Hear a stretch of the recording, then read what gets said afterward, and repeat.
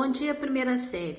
A videoaula de hoje será para correção de exercícios, para a gente tirar alguma dúvida, tá? Se ainda assim vocês permanecerem com dúvida nesses exercícios, vocês entram em contato comigo por e-mail, tá bom? Então, eu reservei esses exercícios aqui, da página 70, 71, 72 e 69.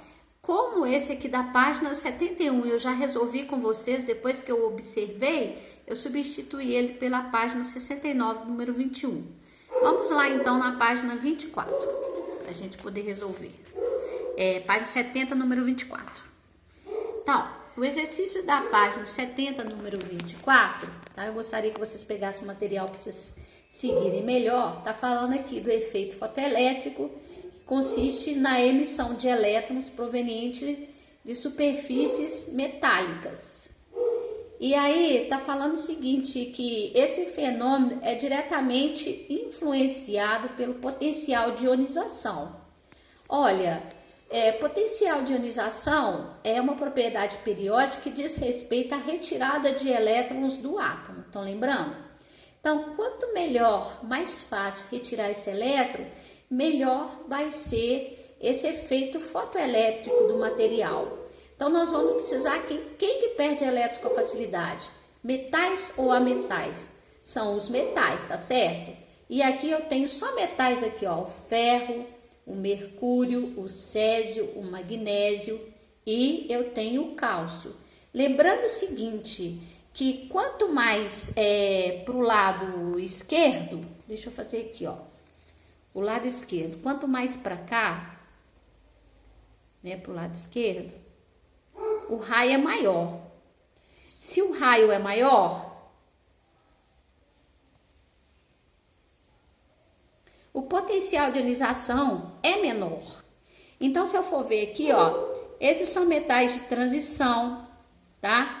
O cálcio, ele tá na 2A, e o magnésio também na 2A, e o césio tá na 1A.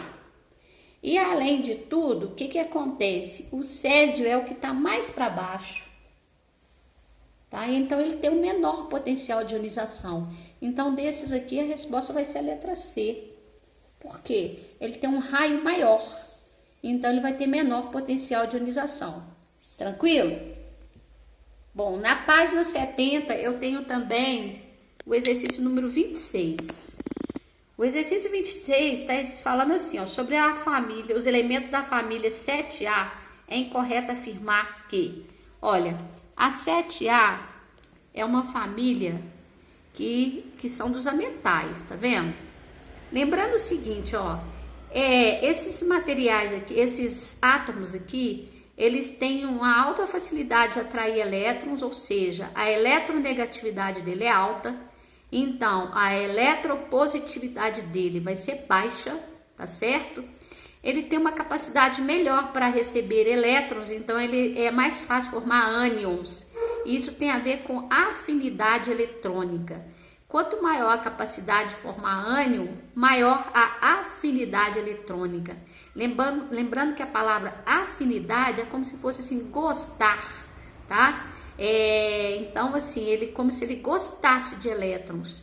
Aí ele tem maior eletroafinidade. Então, vamos ver aqui, olha. Vamos ver. Eu tô falando dos elementos da 7A. Eu quero saber o que é incorreto. Ele tem alta afinidade eletrônica? Sim, porque ele gosta de receber elétrons, né? Ele tem alta eletronegatividade? Sim. Alta eletronegatividade é justamente a capacidade de atrair elétrons. Ele tem baixa eletropositividade? Sim, porque se a eletronegatividade é alta, a eletropositividade é baixa. E ele tem baixa energia de ionização? Não. É difícil retirar elétrons dele. A energia de ionização dele vai ser grande. Então, a incorreta é essa daí, ok? Aí, a página 71, 28 nós já corrigimos. Eu substituí pela página 69. A 69, eu tenho isso aqui, ó. Tem esse desenho, ó. Olha só, repara esse desenho com atenção. Olha aqui eu tenho o volume do lítio, tá vendo? E aqui eu tenho do lítio mais. Tá vendo que o lítio mais o cátion tem um átomo menor do que o átomo de origem, tem um raio menor. Tá vendo? O berílio é 0,90, já do berílio 2+, é 0,31. O que tá de cor de rosa é o cátion, tá bom?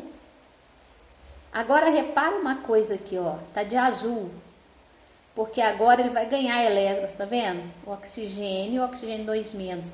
Então o ânion tem um raio maior do que o átomo de origem e o cátion tem um raio menor do que o átomo de origem. E aqui tem os valores e aí ele vai falar alguma coisa sobre isso aqui, tá bom? Então, vamos lá, o exercício ele continua na página ao lado aqui, ó. Então ele está falando o seguinte, ó, esse primeiro. Essa figura representa os raios atômicos e iônicos de algumas espécies químicas. Sobre essa espécie, seus raios é correto concluir que, letra A, o raio dos ânions é maior que o do respectivo elemento? Sim. Porque o átomo ganhou elétrons? Sim. E manteve sua carga positiva? Não, a carga dele vai ser negativa, ok? Que é um ânion, então essa tá errada. Letra B.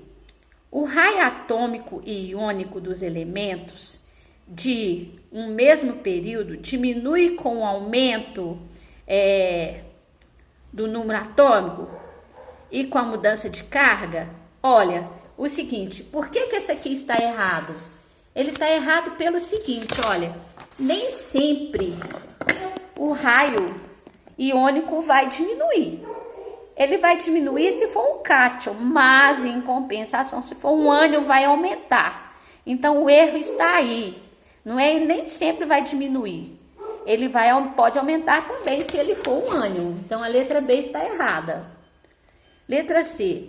O raio iônico dos elementos de uma mesma família não segue a periodicidade e varia independentemente do ganho ou perda de elétrons? Errado.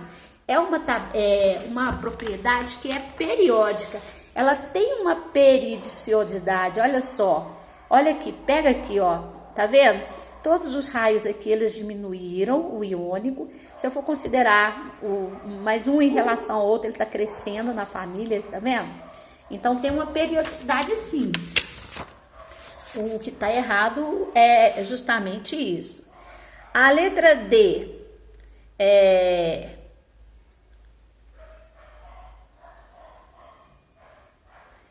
eu achei que tivesse pulado a letra C, não pulei não. O raio dos cátions é menor que o do respectivo elemento no estado neutro? Sim. O raio do cátion vai ser menor. Vocês até viram o desenho lá, porque ele perde elétron. Porque o átomo perdeu elétrons, certinho, aumentando o efeito da carga nuclear. Sim. Quando ele perde elétrons, o núcleo que é positivo vai atrair cada vez mais os elétrons que tem ali. Então, por isso que ele vai ficar menor. Então, a resposta aqui é a letra D. Ok? Agora vamos lá para a página 72. Vamos fazer o exercício 1 e o 2 dele. Página 72. Vamos lá. São questões do Enem, tá vendo? Então, as questões do Enem, ele tem sempre um texto maior, né? Vem com um texto maior. E às vezes eles contam uma história ou alguma informação técnica, tá? Aqui tá falando da mitologia grega, tá? Tá falando de Nióbia, que era filha de Tântalo. Aí ele quer falar do Nióbio e do Tântalo, que um tem número atômico 41 e o outro tem 73. Repare eles aqui, ó.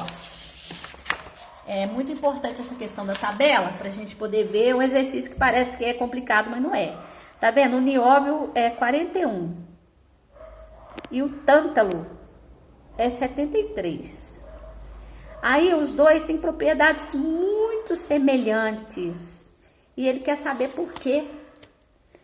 Repara aqui o que eles estão perguntando. A importância econômica e tecnológica desses elementos pela similaridade de suas propriedades químicas e físicas deve a quê? A terem elétrons no subnível F? Todos os dois têm no subnível F, porque eles estão de transição, tá vendo? Transição, aliás, desculpa. Nesse caso, o subnível, eles têm no subnível, eles acabam no subnível D, tá certo? Eles não são de transição interna, não. Ser elementos de transição interna? Não, eles não são transição interna, eles são de transição, tá? Pertencerem ao mesmo grupo da tabela periódica. O que é grupo? Grupo é família, e justamente eles estão na mesma família. Por eles estarem na mesma família, o que acontece? Eles têm realmente similaridade, tá? A família vai determinar isso aí.